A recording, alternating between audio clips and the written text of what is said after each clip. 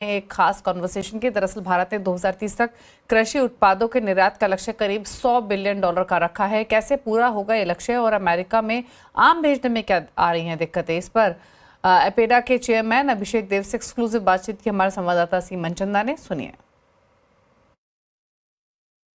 हमारे साथ इस वक्त एपेडा के चेयरमैन अभिषेक देव है। सर, सबसे पहले तो मैं ग्लोबल एग्रीकल्चर ट्रेड की बात करूंगा। इंडिया का शेयर मेरे को लगता है अभी काफी कम है, 2.4% के आसपास है। बढ़ाने के लिए कौन कौन से कदम आपको लगता है उठाने जरूरी होंगे? अभी मैं आपको बताऊंगा कि इस साल जो हमारा एपेडा के जो शेड्यूल्ड प्रोडक्ट्स हैं उनका अब तक का हाईएस्ट एक्सपोर्ट फिगर आया है।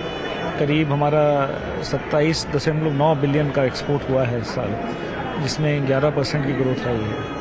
और हमारा जो इंटरनेशनल मार्केट में जो एग्रीकल्चरल एक्सपोर्ट्स का जो शेयर है वो निरंतर बढ़ रहा है। और आगे आप और भी देखेंगे कि हमारा जो overall export target for all the agricultural products, हमारा ये हम लोग इस पर काम कर रहे हैं कि करीब 100 बिलियन के करीब हम एक्सपोर्ट कर रहे हैं 2030 तक।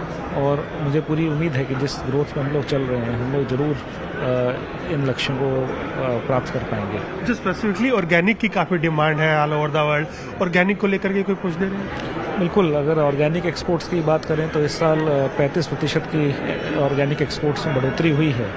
और केवल एक प्रोडक्ट नहीं, कई सारे प्रोडक्ट्स हैं। चाहे आप ऑर्गेनिक सीरियल देख लीजिए, ऑर्गेनिक पल्सेस देख लीजिए, ऑर्गेनिक टी देख लीजिए, organic essential oils, organic spices, जो हमारे सारे प्रोडक्ट कैटेगरी हैं सब में ग्रोथ आई है। और सारी ज्योग्राफिक लोकेशंस, चाहे आप यूएस की बात कर लें, चाहे यूरोपियन यूनियन की बात कर लें, यूके की बात कर लें, तो सब जगह काफ़ी अच्छा एक्सपोर्ट हुआ है। मुझे पूरी उम्मीद है आगे के दिनों में भी एक्सपोर्ट ऐसे ही अच्छा करें। अच्छा, कई बार ऐसे इश्यूज भी आ जाते हैं। देखिए, हमने अभी रिसेंटली एक इशू देखा कि मैंगोज उन्होंने एक्सपोर्ट कर दिए विदाउट सर्टिफिकेट। तो ऐसे इश्यूज को किस तरह से डील करना चाहिए? देखिए, आप देखेंगे कि हमारा जो मैंगो का एक्सपोर्ट है यूएस की अगर बात करें तो बिल्कुल 3 साल के अंदर ऑलमोस्ट 3 गुना बढ़ गया है, both in terms of value and in terms of volume.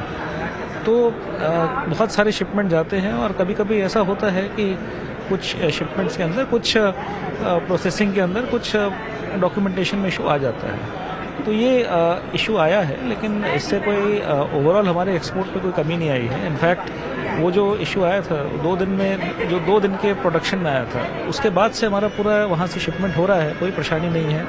और जो अभी इस साल का जो हमारा एक्सपोर्ट हुआ है यूएस की ओर, पिछले साल से भी ज़्यादा है एक्सपोर्ट। तो हमें पूरी उम्मीद है कि जो हमारा मैंगो एक्सपोर्ट्स है पूरा और भी आगे अच्छा करेगा।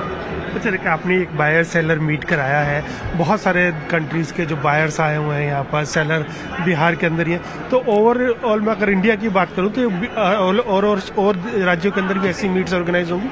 बिल्कुल, हमने इस तरह आज के जो इवेंट है इसमें करीब 22 देशों के करीब 70 से ज़्यादा बायर्स आए हैं। और इस तरह के इवेंट्स हमने जैसे बिहार में कराया है, अभी हम इस तरह यूपी में कराएंगे। हमने और भी राज्यों में हम एपेडा कराता रहता है। अभी कुछ 1-2 महीना पहले हमने अरुणाचल प्रदेश में ऐसा इवेंट कराया था, उससे पहले मेघालय में कराया। तो ये इस तरह के इवेंट्स की श्रृंखला चलती रहती है।